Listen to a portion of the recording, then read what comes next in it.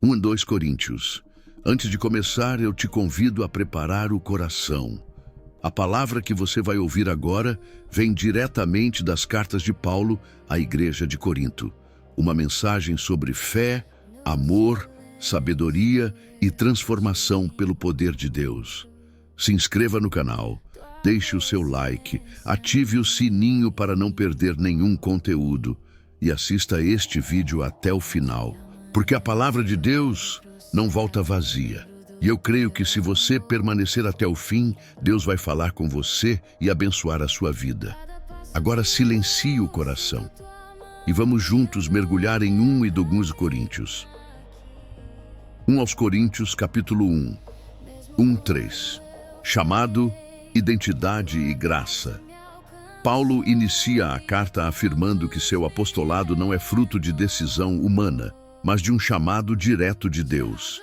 Ele escreve acompanhado de Sóstenes, um irmão conhecido da comunidade, reforçando que esta mensagem nasce em comunhão.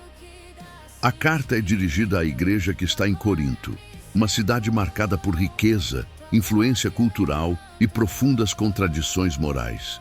Mesmo assim, Paulo chama aquela comunidade de santificada em Cristo. Eles foram separados por Deus, chamados a viver uma vida santa, juntamente com todos os que invocam o nome do Senhor em todo lugar. Desde o início, Paulo estabelece o tom da carta: graça e paz. Ele lembra que tudo o que a igreja é e possui começa na ação graciosa de Deus e se sustenta na paz que vem dele. 4:9.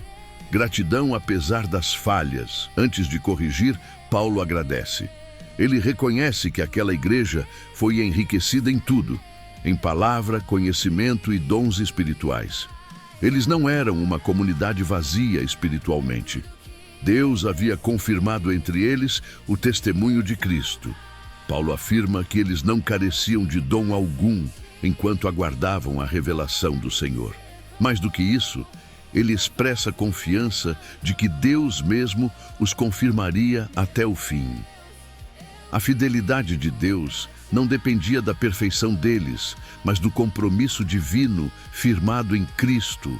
Ele lembra que foram chamados à comunhão com o Filho de Deus, e essa comunhão é o fundamento da vida cristã. 10 e 17. Divisões que ferem o corpo de Cristo. Paulo então entra no problema central que assolava a igreja: divisões internas. Ele faz um apelo urgente por unidade. Havia discussões, partidos, grupos que se orgulhavam de seguir líderes específicos. Alguns se identificavam como seguidores de Paulo, outros de Apolo, outros de Pedro, e alguns afirmavam seguir apenas Cristo. Mas até essa afirmação havia se tornado motivo de separação e arrogância espiritual. Paulo interrompe esse espírito sectário com perguntas diretas e profundas. Cristo não está dividido. Ninguém além de Cristo foi crucificado por eles. O batismo não os ligava a líderes humanos, mas ao próprio Senhor. Ele esclarece que sua missão principal não era criar seguidores pessoais, mas anunciar o Evangelho. E esse anúncio não precisava de técnicas sofisticadas para que a cruz de Cristo não fosse esvaziada de seu poder. 18:25. A cruz, loucura para o mundo, poder de Deus. Paulo aprofunda o contraste entre a lógica humana e a sabedoria divina. A mensagem da cruz parece loucura para aqueles que confiam apenas na razão humana. Para outros, ela é ofensiva, pois confronta o orgulho religioso. Mas para os que creem, a cruz é o poder de Deus em ação. O plano divino não se curva às expectativas humanas. Deus escolheu salvar, não por meio da força, da retórica ou da filosofia, mas por meio da entrega, do sacrifício e da obediência de Cristo. A sabedoria de Deus supera toda a inteligência humana. O que o mundo considera fraqueza revela-se mais forte do que qualquer poder humano. 26:31. Deus escolhe o improvável. Paulo convida os coríntios a olharem para si mesmos. Poucos eram considerados sábios, poderosos ou influentes segundo os padrões do mundo. Ainda assim, Deus os escolheu. Ele revela um princípio profundo do reino. Deus frequentemente escolhe o que o mundo despreza para revelar sua glória. Assim, ninguém pode se gloriar diante dele. Em Cristo, eles receberam tudo o que precisam: sabedoria, justiça, santificação e redenção. Toda a vida cristã encontra seu centro nele. Paulo encerra com um chamado claro: a única glória legítima é gloriar-se no Senhor. E 1 aos Coríntios, capítulo 2, 1:5. A mensagem simples sustentada pelo poder de Deus. Paulo relembra sua chegada a Corinto e faz questão de destacar a forma como anunciou o Evangelho. Ele não se apresentou como um orador impressionante, nem tentou conquistar a atenção por meio de discursos elaborados ou argumentos filosóficos. Sua decisão foi clara desde o início: anunciar apenas Jesus Cristo e Cristo crucificado. Ele confessa que chegou consciente de sua própria fragilidade. Havia temor, dependência e humildade. Mas essa fraqueza não era sinal de fracasso, era o espaço onde o poder de Deus se manifestava. A fé dos coríntios não deveria se apoiar na capacidade humana de quem pregava, mas na ação direta do Espírito de Deus. A demonstração que acompanhava sua mensagem não vinha de técnicas persuasivas, mas do poder espiritual que confirmava a verdade anunciada. 6:10. A sabedoria que vem do alto. Paulo esclarece que existe, sim, uma sabedoria no Evangelho, mas não uma sabedoria moldada pelos padrões deste mundo. Ela não nasce do raciocínio humano, nem do poder dos líderes terrenos. Trata-se de uma sabedoria escondida, planejada por Deus antes dos tempos, destinada à glória dos que creem. 11:13. O Espírito revela o que Deus planejou. Paulo explica que somente o Espírito conhece plenamente os pensamentos de Deus. Assim como ninguém conhece verdadeiramente o interior de uma pessoa, senão o próprio Espírito que nela habita, também apenas o Espírito de Deus conhece as profundezas divinas.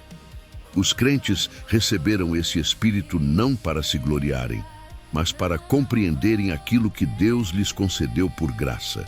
A mensagem anunciada não nasce de sabedoria humana, mas é comunicada com palavras ensinadas pelo Espírito, conectando verdades espirituais a corações espirituais. 16:6. A mente de Cristo. Paulo conclui afirmando que o ser humano limitado à natureza humana não consegue compreender as coisas do Espírito de Deus. Para ele, essas coisas parecem sem sentido. O discernimento espiritual exige uma nova natureza. O homem espiritual, porém, discerne todas as coisas, porque vive sob a direção do Espírito. Ele não depende do julgamento humano para validar sua fé. Paulo encerra com uma declaração profunda. Os que estão em Cristo passam a pensar de maneira diferente, pois receberam a mente de Cristo. É uma nova forma de enxergar. 1 aos Coríntios, capítulo 3, 1:4. Imaturidade espiritual e divisões. Paulo fala com franqueza à igreja e revela que não pôde tratá-los como pessoas espiritualmente maduras. Embora já estivessem em Cristo, ainda viviam como crianças na fé. Precisaram ser alimentados com ensinamentos básicos, pois não estavam prontos para verdades mais profundas. Essa imaturidade se tornava evidente nas atitudes do dia a dia. Havia inveja, disputas e comparações. A forma como se dividiam em grupos, defendendo líderes diferentes, mostrava que ainda pensavam segundo padrões humanos, não segundo a direção do Espírito. Paulo deixa claro que esse comportamento não condizia com a nova vida que receberam em Cristo. 5:9. Servos no campo de Deus. Paulo, então, redefine o papel dos líderes espirituais. Ele pergunta quem realmente são Paulo e Apolo. Não são donos da fé nem centro da igreja. São apenas servos, usados por Deus para conduzir pessoas à fé. Cada um cumpriu uma função diferente. Um lançou a semente, outro cuidou do crescimento inicial. mas nenhum deles produziu a vida. O crescimento veio exclusivamente de Deus. A igreja é apresentada como a lavoura de Deus. Todos trabalham, mas é Deus quem faz a obra florescer. Cada servo receberá sua recompensa conforme a fidelidade no trabalho, não conforme o reconhecimento humano. 10:15. O fundamento e a obra provada.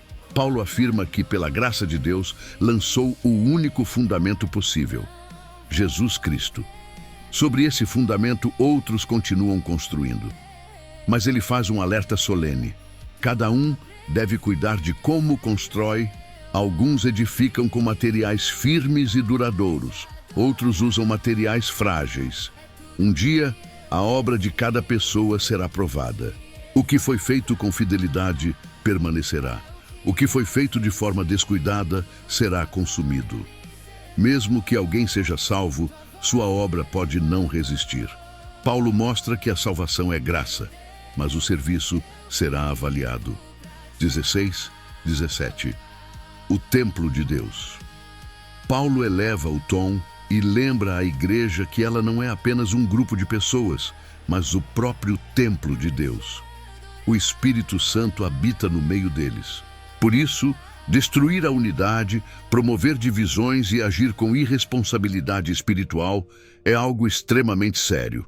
Deus valoriza seu templo e cuida dele com zelo. 18:23. A verdadeira sabedoria e a verdadeira herança. Paulo conclui confrontando o orgulho intelectual. Ele alerta que a sabedoria do mundo não conduz à vida espiritual. Quem deseja ser verdadeiramente sábio diante de Deus precisa abandonar a falsa segurança do próprio entendimento. Ele reforça que não há espaço para a vanglória humana. Nenhum líder pertence à igreja, é a igreja que pertence a Cristo. E Cristo pertence a Deus. Tudo o que existe coopera para o bem daqueles que estão em Cristo. O presente, o futuro, a vida e até a morte estão sob o cuidado de Deus. 1 aos Coríntios capítulo 4. 5. Servos e administradores diante de Deus. Paulo começa redefinindo como os líderes espirituais devem ser vistos. Eles não são figuras para exaltação pessoal, mas servos de Cristo e administradores dos mistérios de Deus. O que se espera deles não é fama nem aplauso, mas fidelidade. Ele explica que não se deixa abalar por julgamentos humanos, nem mesmo pelo próprio julgamento. O único que conhece plenamente os corações é o Senhor. 6:7. Humildade e dependência. Paulo afirma que usou a si mesmo e a Apolo como exemplos para ensinar uma lição essencial. Ninguém deve ultrapassar os limites do que foi ensinado. O orgulho espiritual gera comparações e divisões. Ele faz perguntas que confrontam o coração. O que alguém possui que não tenha recebido? Se tudo vem de Deus, não há motivo para a arrogância. Toda conquista espiritual é fruto da graça, não de mérito pessoal. 8:13. A realidade do ministério apostólico. Paulo contrasta a postura da igreja com a realidade dos apóstolos. Enquanto alguns se consideravam satisfeitos, ricos e espiritualmente elevados, os apóstolos viviam em constante dificuldade. Eles eram expostos, perseguidos, desprezados e tratados como insignificantes.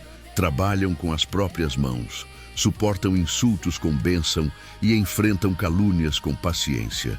Tornaram-se como o refúgio da sociedade. 14:17. Exortação de um pai espiritual. Paulo deixa claro que não escreve para envergonhar, mas para corrigir como um pai corrige seus filhos amados. Ele reconhece que muitos podem ensinar, mas poucos assumem o papel de pai espiritual. Ele lembra que foi por meio de seu ministério que eles nasceram na fé. Por isso, os convida a imitarem seu exemplo de vida em Cristo. Paulo envia Timóteo para ajudá-los a lembrar do caminho que ele ensina em todas as igrejas. E 18:21. O reino revelado em poder. Paulo confronta aqueles que se tornaram arrogantes, agindo como se ele nunca fosse retornar.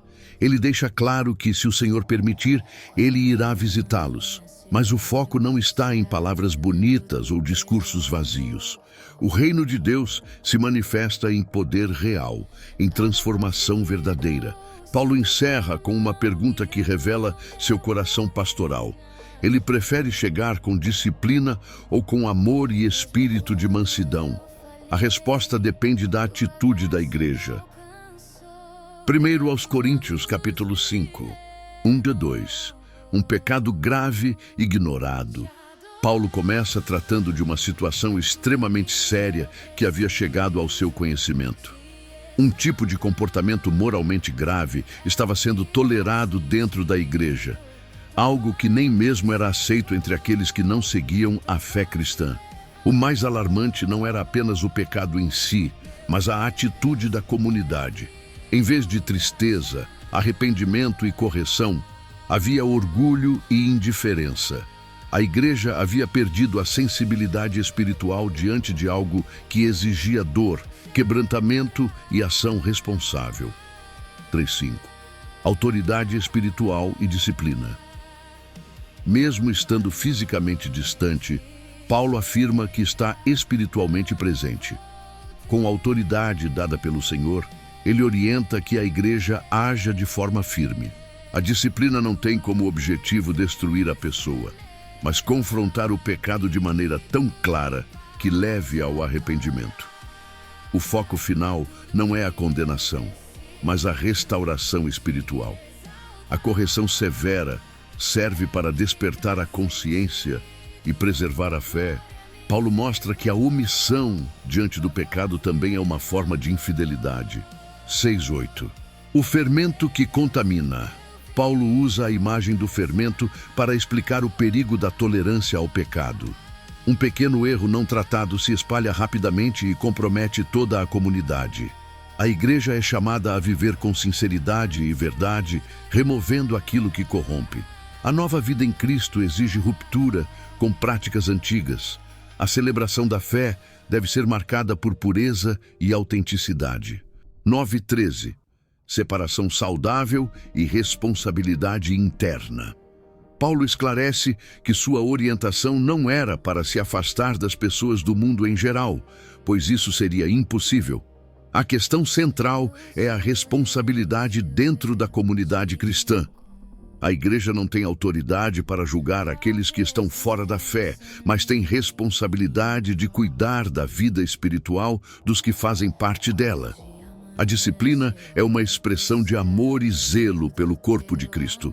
Paulo encerra, reafirmando que a igreja deve remover do seu meio aquilo que ameaça sua santidade, sempre com o objetivo final de restauração. 1 aos Coríntios, capítulo 6, 1-8. Conflitos levados ao mundo. Paulo começa confrontando uma prática que comprometia o testemunho da igreja. Irmãos levando uns aos outros aos tribunais do mundo. Para ele, isso revelava uma grave falta de maturidade espiritual. A igreja, chamada para viver segundo a sabedoria de Deus, estava recorrendo a sistemas que não compartilhavam dos valores do reino. Paulo lembra que os santos participarão do governo futuro com Cristo e, portanto, deveriam ser capazes de resolver questões menores entre si. Ele afirma que, em vez de buscar vingança ou vantagem pessoal, seria melhor sofrer prejuízo do que expor a fé ao ridículo diante do mundo. O amor e a humildade deveriam prevalecer sobre o orgulho e a disputa. 9:11. Uma nova identidade em Cristo. Paulo faz uma lembrança solene. A vida antiga, marcada por injustiça e práticas contrárias à vontade de Deus, não define mais quem eles são. Aqueles comportamentos pertencem ao passado. Ele declara que a igreja foi lavada, santificada e justificada. A transformação não veio por esforço humano, mas pela ação do Senhor Jesus e pelo Espírito de Deus. A identidade deles agora está firmada na graça e na mudança de vida. Essa lembrança serve não para condenar, mas para reafirmar o valor da nova caminhada que receberam. 12:17. Liberdade que não escraviza. Paulo aborda o tema da liberdade cristã com equilíbrio e profundidade. Nem tudo o que é permitido edifica. A verdadeira liberdade não é fazer tudo o que se deseja, mas não ser dominado por nada. Ele explica que o corpo não existe para práticas que desonram a Deus, mas para o Senhor. Assim como Deus ressuscitou Cristo, também dará vida ao corpo do crente. Paulo ensina que o corpo tem valor espiritual. Ele não é descartável nem insignificante. Aquilo que se faz com o corpo envolve comunhão ou ruptura espiritual. 18:20. O corpo como templo do Espírito. Paulo encerra o capítulo com uma das afirmações mais fortes da carta. O corpo do crente é templo do Espírito Santo. Deus habita ali. Eles não pertencem mais a si mesmos, pois foram comprados por um alto preço. Essa realidade transforma a forma como se vive, decide e age. O chamado final é claro: glorificar a Deus com todo o ser, corpo, mente e espírito, reconhecendo que a vida inteira pertence ao Senhor. 1 aos Coríntios, capítulo 7. Relacionamentos vividos com equilíbrio e honra. Paulo começa respondendo a questões práticas que a igreja havia levantado sobre casamento e vida conjugal. Ele afirma que o relacionamento entre marido e esposa deve ser marcado por respeito mútuo, cuidado e entrega recíproca. A vida conjugal não é vista como algo inferior espiritualmente. Pelo contrário, ela é um espaço legítimo de comunhão, proteção e responsabilidade. Paulo destaca que marido e esposa pertencem um ao outro nesse compromisso, vivendo em unidade e honra. Ele reconhece que há diferentes chamados. Alguns são chamados ao casamento, outros à solteirice. Ambos são dons de Deus e devem ser vividos com maturidade e gratidão. 8:16. Permanecer fiel na condição em que foi chamado. Paulo orienta solteiros e viúvos, afirmando que permanecer solteiro pode ser uma escolha sábia para quem recebeu esse dom. Ainda assim, ele deixa claro que o casamento é honroso e legítimo. Ele também trata de situações delicadas, envolvendo casamentos entre um crente e um cônjuge que não compartilha da mesma fé. Paulo aconselha que, havendo disposição para permanecer juntos em paz, o vínculo deve ser preservado. A presença do crente no lar traz influência espiritual positiva. O objetivo nunca é a ruptura precipitada, mas a paz, o testemunho e a possibilidade de transformação. 17:24. Chamado acima das circunstâncias, Paulo amplia o ensinamento e apresenta um princípio essencial. Cada pessoa deve viver diante de Deus na condição em que foi chamada. Circunstâncias externas não definem o valor espiritual. Se alguém foi chamado em uma posição simples ou limitada aos olhos humanos, isso não diminui sua dignidade em Cristo. Da mesma forma, quem possui maior liberdade não deve se orgulhar. Todos foram comprados por Deus.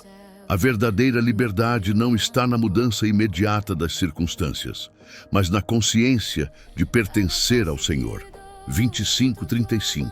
Solteirice e dedicação ao Senhor. Paulo fala com sensibilidade sobre a solteirice em tempos difíceis. Ele explica que, diante das pressões da vida, permanecer solteiro pode permitir uma dedicação mais plena às coisas do Senhor. A preocupação do solteiro tende a estar mais concentrada em agradar a Deus, enquanto o casado naturalmente se divide entre responsabilidades espirituais e familiares. Paulo deixa claro que não está impondo regras, mas oferecendo orientação amorosa. O objetivo é promover uma vida equilibrada, sem distrações excessivas, focada na devoção sincera. 36:40. Decisões guiadas pela paz e pela sabedoria. Paulo encerra o capítulo orientando que decisões familiares e conjugais devem ser tomadas com responsabilidade, liberdade e paz interior. Não há condenação em nenhuma escolha feita com maturidade diante de Deus. Ele reforça que cada decisão deve considerar o bem-estar espiritual, a fidelidade e a paz do coração. A verdadeira direção vem do Senhor, que conduz seus filhos com sabedoria. Paulo conclui reafirmando que a vida cristã não é vivida sob peso, mas sob a graça que orienta cada passo. 1 Coríntios, capítulo 8, 1:3, conhecimento que precisa de amor. Paulo inicia tratando de uma questão prática que gerava debates dentro da igreja. Alguns se apoiavam no conhecimento que possuíam e se sentiam espiritualmente superiores por isso. Paulo reconhece que o conhecimento é importante, mas alerta que, quando isolado do amor, ele produz orgulho. O verdadeiro sinal de maturidade espiritual não é quanto alguém sabe, mas como esse conhecimento é usado. O amor edifica, fortalece a comunhão e preserva a unidade. Quem ama a Deus demonstra esse amor na forma como trata os outros. 4:6. Um só Deus e um só Senhor. Paulo afirma com clareza a base da fé cristã.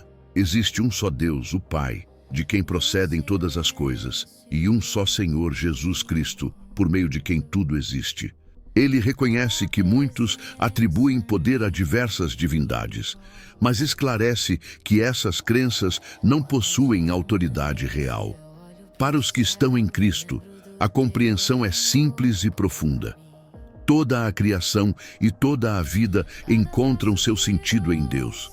Essa verdade liberta, mas também exige responsabilidade. 7:9. Consciências diferentes dentro do corpo. Paulo lembra que nem todos possuem o mesmo nível de entendimento espiritual.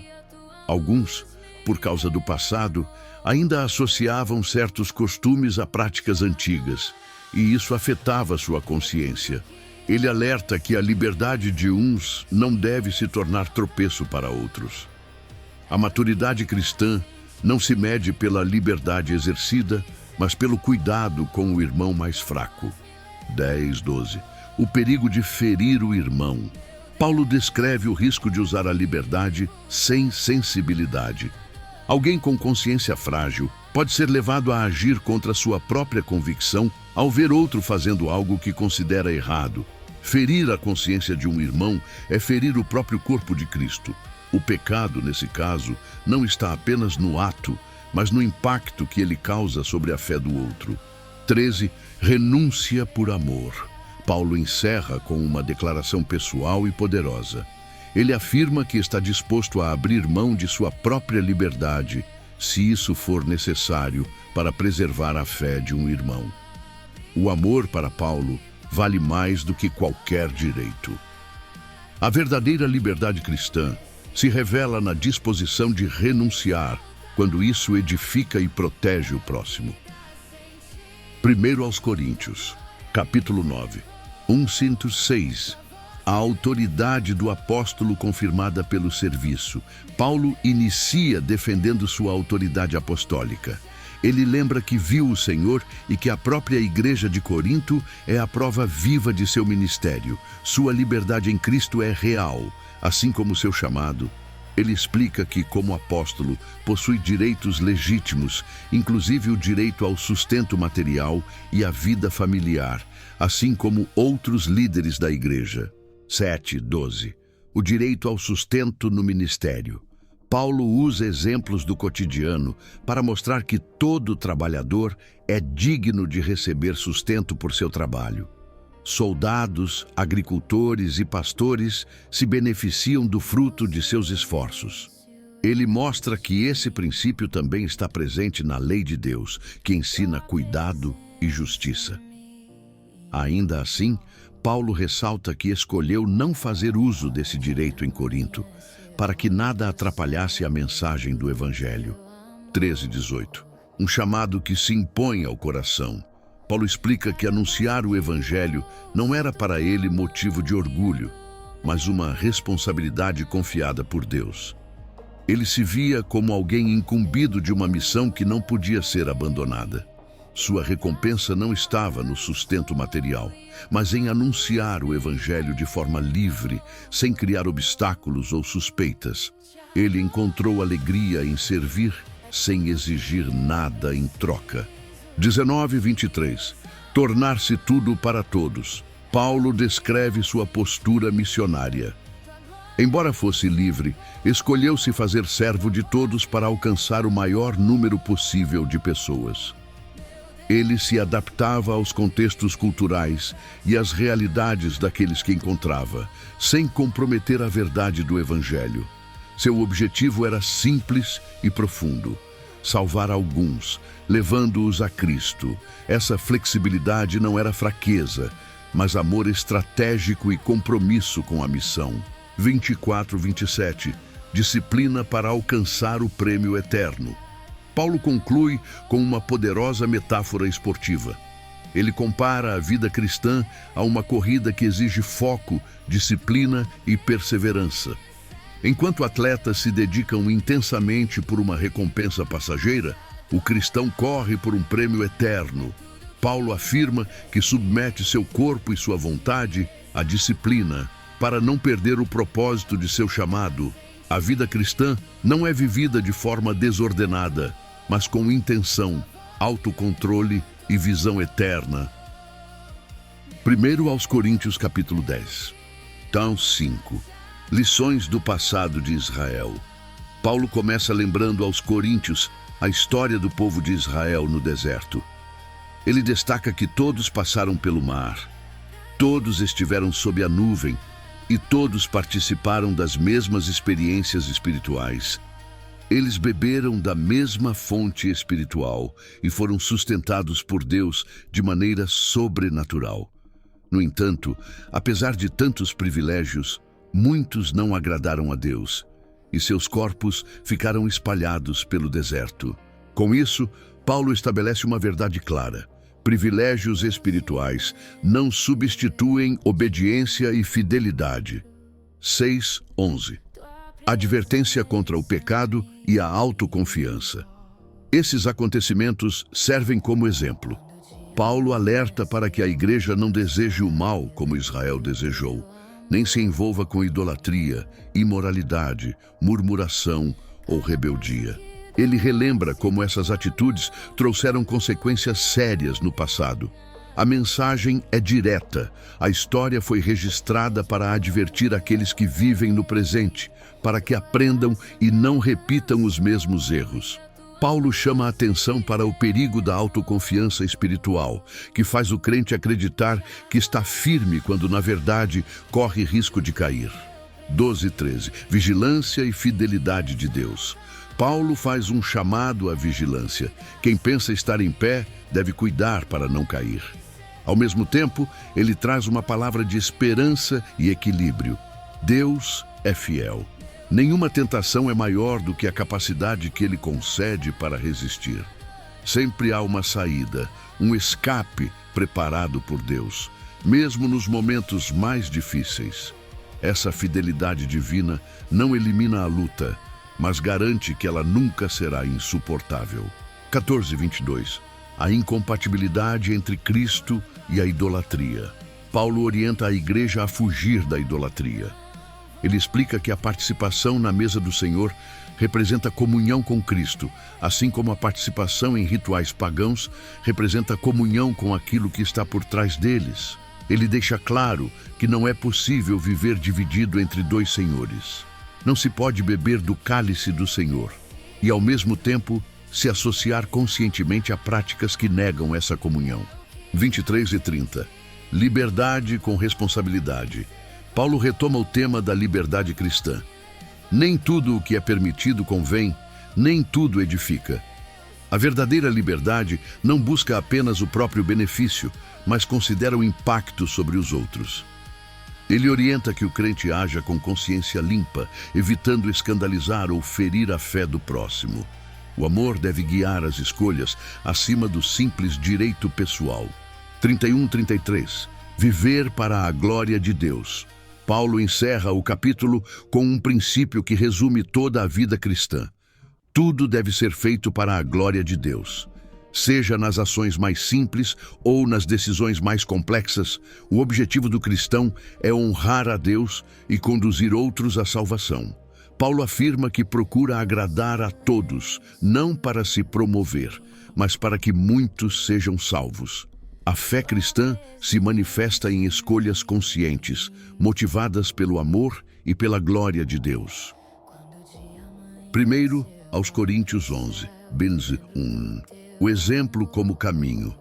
Paulo começa convidando a igreja a seguir seu exemplo, assim como ele procura seguir o exemplo de Cristo. Ele não se coloca como referência suprema, mas como alguém que vive sob a autoridade e o modelo do Senhor. Esse convite estabelece o tom do capítulo.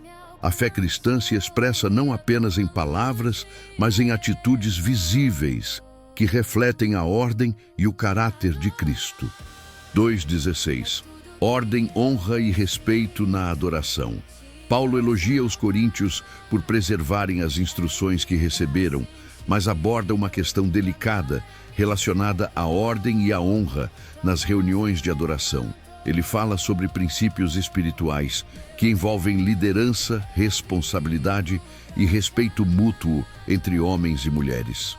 Seu foco não é diminuir ninguém, mas preservar a harmonia e o testemunho da igreja diante de Deus e das pessoas.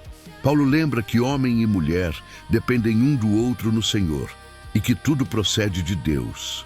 Ele chama a igreja à reflexão sobre como a aparência, as atitudes e o comportamento durante o culto comunicam reverência e submissão a Deus. A ênfase não está em costumes isolados, mas no princípio espiritual de honra, ordem e consciência comunitária. 17:22. Reuniões que ferem em vez de edificar, Paulo muda o tom e passa a repreender a igreja. As reuniões que deveriam fortalecer a fé estavam causando divisões e injustiças. Durante a ceia, alguns comiam e bebiam em excesso, enquanto outros passavam necessidade. A comunhão estava sendo quebrada pelo egoísmo e pela falta de amor. 27:29. Autoexame e reverência.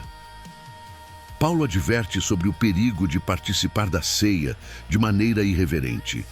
Ele chama cada pessoa a examinar a si mesma antes de comer do pão e beber do cálice.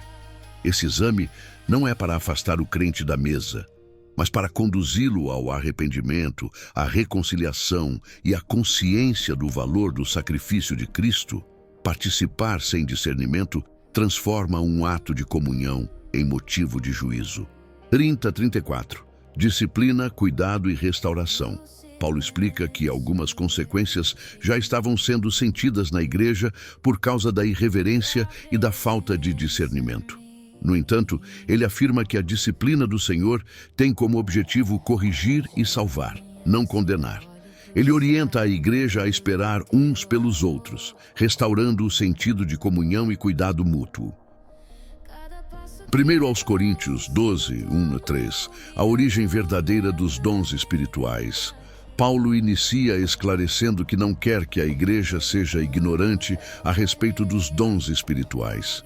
Ele lembra o passado deles, quando eram conduzidos por influências que não vinham de Deus. Agora, como cristãos, precisam discernir a fonte espiritual das manifestações.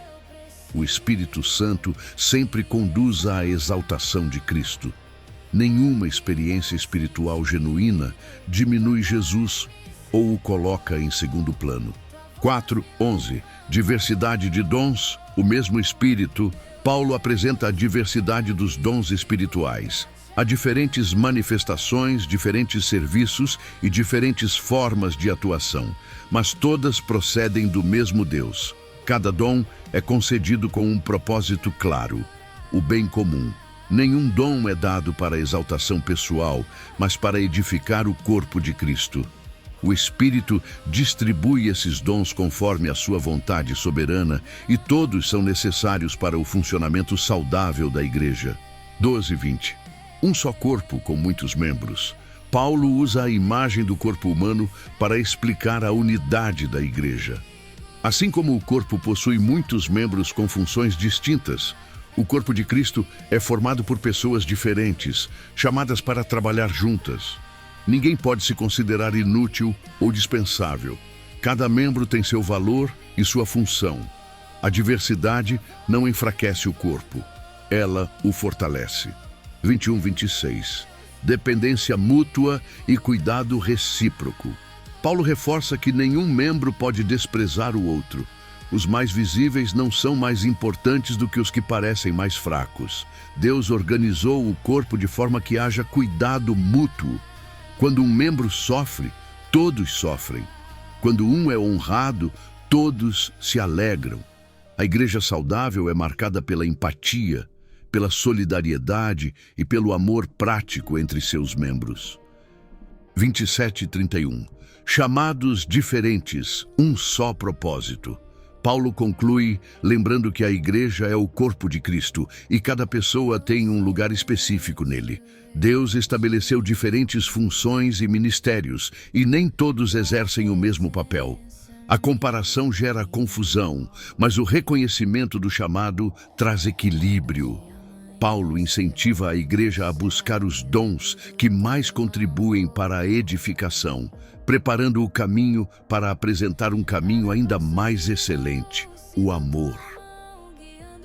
1 aos Coríntios 13, 1:3. Sem amor, tudo perde o sentido. Paulo começa mostrando que dons extraordinários, palavras eloquentes e até sacrifícios extremos perdem totalmente o valor quando não são motivados pelo amor. Mesmo as manifestações espirituais mais impressionantes se tornam vazias se não forem acompanhadas por um coração transformado. O amor não é um complemento da fé cristã, ele é o fundamento. Paulo revela que é possível fazer coisas certas com motivações erradas e que Deus olha primeiro para o coração. 4:7. A natureza do amor verdadeiro. Paulo descreve o amor não como um sentimento passageiro, mas como uma postura de vida. Ele fala de um amor paciente, bondoso e humilde. Esse amor não busca reconhecimento, não se exalta, não guarda ressentimentos e não se alegra com o mal. Pelo contrário, ele suporta, crê, espera e persevera. O amor cristão se expressa em atitudes diárias, especialmente quando é mais difícil amar. 8:10. O que permanece além do tempo. Paulo explica que dons espirituais têm um propósito temporário.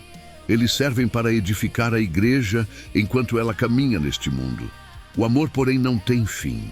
Ele ultrapassa o tempo, as limitações humanas e as circunstâncias da vida. Enquanto tudo o mais passará, o amor permanecerá. Paulo aponta para uma realidade futura, onde o que é parcial dará lugar ao que é completo. 11:12.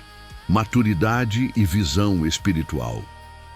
Paulo usa imagens simples para falar sobre crescimento espiritual. Ele compara a infância com a maturidade, mostrando que a fé amadurece com o tempo. Hoje, a compreensão é limitada, como um reflexo imperfeito. Mas chegará o dia em que o conhecimento será pleno e a comunhão com Deus será completa. Essa esperança motiva o cristão a viver com humildade e perseverança. 13. O maior de todos, Paulo encerra destacando 3 virtudes centrais da fé cristã: fé, esperança e amor. A fé sustenta o relacionamento com Deus. A esperança aponta para o futuro, mas o amor é o maior, porque expressa o próprio caráter de Deus e permanece para sempre. O amor é o caminho que dá sentido a todos os outros dons e práticas espirituais. O amor é o caminho que dá sentido a todos os outros dons e práticas espirituais. 1 aos Coríntios capítulo 14, 1:5. O amor como guia no uso dos dons. Paulo começa reafirmando que o amor deve ser a motivação principal na busca pelos dons espirituais.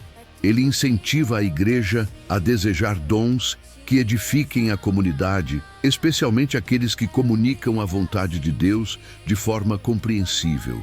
Ele explica que manifestações espirituais que não são entendidas edificam apenas o indivíduo, enquanto aquelas que são claras fortalecem toda a igreja. 6:12. Clareza que edifica a igreja. Paulo usa exemplos simples para mostrar que sons sem sentido não produzem direção nem compreensão. Assim como uma melodia confusa ou um toque incerto não orientam ninguém, palavras espirituais sem entendimento não edificam. Ele ensina que o objetivo do dom espiritual deve ser a edificação da igreja. Por isso, a comunicação clara é essencial no culto e na vida comunitária. 3:19. Mente e espírito em harmonia. Paulo orienta que quem exerce dons espirituais busque também entendimento. Ele valoriza tanto a dimensão espiritual quanto a intelectual da fé. Ele deixa claro que prefere poucas palavras compreensíveis que instruam os outros, do que muitas palavras sem sentido para quem escuta. A adoração deve envolver o espírito e a mente, trazendo crescimento equilibrado. 20:25. Um testemunho para os de fora. Paulo chama a igreja à maturidade espiritual. Ele explica que reuniões desordenadas e confusas afastam aqueles que ainda não conhecem a fé. Por outro lado, quando a mensagem é clara e a presença de Deus se manifesta com ordem, os corações são tocados e os segredos do interior são revelados, levando as pessoas a reconhecerem a ação de Deus. A igreja existe também como testemunho para o mundo. 26:33. Ordem como expressão do caráter de Deus. Paulo estabelece princípios para o culto público. Ele afirma que tudo deve contribuir para a edificação e ocorrer de maneira organizada. Cada participação deve respeitar limites, tempo e propósito. Deus não é um Deus de confusão, mas de paz. A ordem no culto reflete o caráter do próprio Deus. E 34:40. Respeito, submissão e decência. Paulo encerra o capítulo orientando a igreja a agir com decência e ordem em todas as coisas. Ele aborda questões culturais e comunitárias que visavam preservar a harmonia e o bom testemunho da igreja. O princípio final é claro: os dons espirituais devem ser valorizados, mas sempre usados com sabedoria, respeito e amor, para que a igreja seja edificada e Deus seja glorificado. 1 aos Coríntios capítulo 15, 1-11. O fundamento do Evangelho. Paulo começa relembrando o Evangelho que anunciou e que os coríntios receberam. Essa mensagem não é apenas o ponto de partida da fé, mas o alicerce sobre o qual a vida cristã se sustenta. Ele destaca a morte, o sepultamento e a ressurreição de Cristo como acontecimentos reais e centrais. A fé cristã não se baseia em ideias abstratas, mas em fatos testemunhados por muitas pessoas. Paulo inclui a si mesmo como testemunha, reconhecendo sua história passada, marcada pela perseguição à igreja, e enfatiza que tudo o que se tornou foi pela graça de Deus. 12:19. As consequências de negar a ressurreição. Paulo enfrenta diretamente a ideia de que não há ressurreição dos mortos. Ele mostra que, se isso fosse verdade, toda a fé cristã perderia o sentido.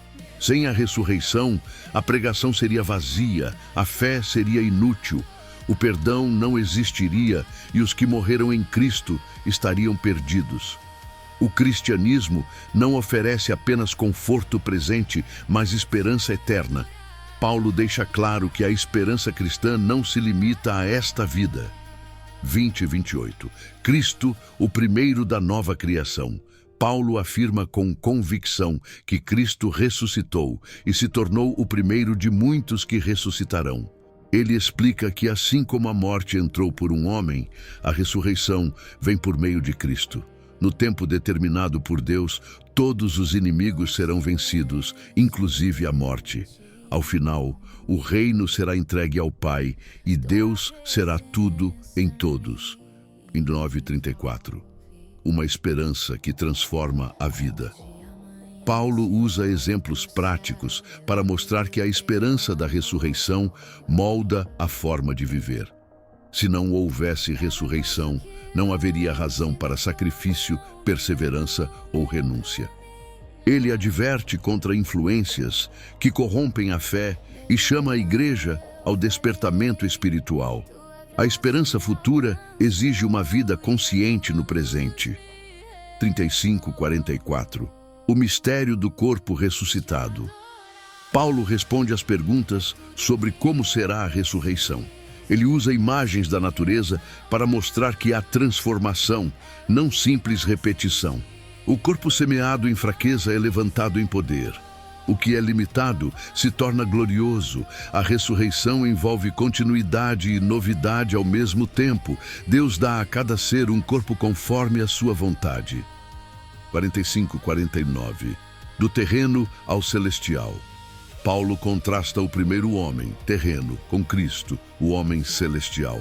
Assim como carregamos a imagem do homem terreno, carregaremos também a imagem do celestial. Essa transformação é a esperança final do cristão, tornar-se plenamente semelhante a Cristo. 50:57. A vitória final sobre a morte. Paulo revela um mistério. Nem todos morrerão, mas todos serão transformados. Em um momento, a mortalidade dará lugar à imortalidade. A morte, que antes parecia invencível, será derrotada. A vitória não vem do esforço humano, mas de Deus, por meio de Cristo. O capítulo alcança seu ápice com a celebração da vitória definitiva sobre a morte. 58. Firmeza até o fim. Paulo encerra com um chamado à perseverança. A certeza da ressurreição fortalece o trabalho no Senhor. Nada feito para Deus é inútil. Cada esforço, cada sacrifício e cada ato de fidelidade tem valor eterno. 1 aos Coríntios, capítulo 16. 1:4. Generosidade organizada e responsável. Paulo inicia orientando a igreja sobre a coleta destinada aos cristãos necessitados. Ele ensina que a generosidade deve ser planejada, constante e proporcional, evitando improvisos de última hora. Essa prática revela maturidade espiritual. A contribuição não é apenas um ato financeiro, mas uma expressão concreta de amor, comunhão e responsabilidade entre as igrejas. 5:9. Planos guiados por Deus. Paulo compartilha seus planos de viagem, mostrando abertura e sinceridade com a igreja. Ele expressa o desejo de visitá-los, mas reconhece que seus caminhos dependem das circunstâncias e da direção de Deus. Ele menciona que permanecerá onde está por um tempo, pois uma grande oportunidade de trabalho se abriu, mesmo havendo oposição. O avanço do Evangelho muitas vezes caminha junto com desafios.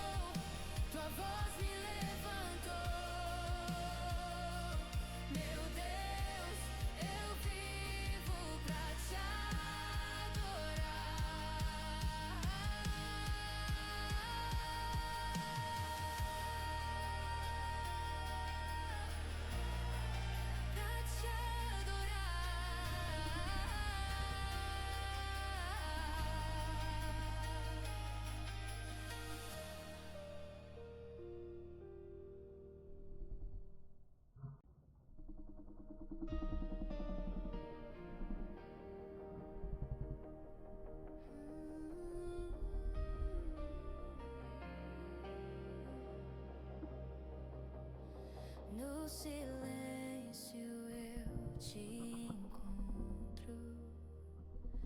Tua presença me